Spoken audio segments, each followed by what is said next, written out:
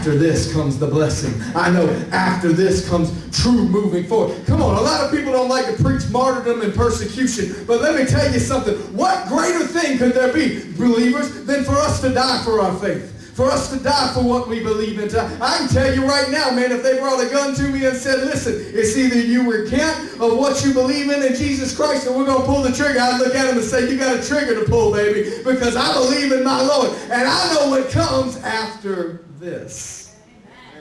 Come on, you think taking this life from me would mean anything? After this comes the power of God. But as Paul says, whether to go on or to still be here, which is better? Listen, it'd be better to go on because up there's no pain. Up there's no suffering. But I'd rather stay here because there's fruitful labor to still be done. Amen? There's still people to bring with us. There are still lives that need to be touched. After this, speaking of Paul, of course, went through all kinds of horrendous persecutions and eventually died for his faith. But after that, he was known as the greatest missionary that ever lived. That was Paul.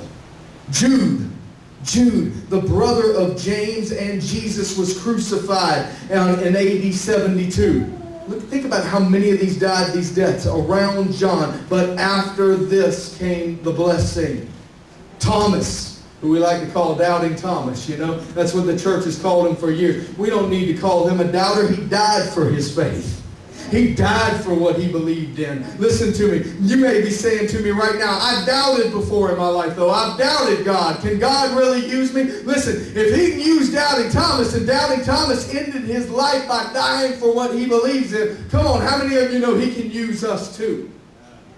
So John went through all of these things.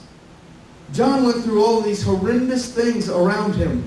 But then he said, after this, I looked and beheld a door standing open in heaven. And the first voice which I heard speaking sounded like a trumpet and said, come up here and I will show you what must take place after this. Come on.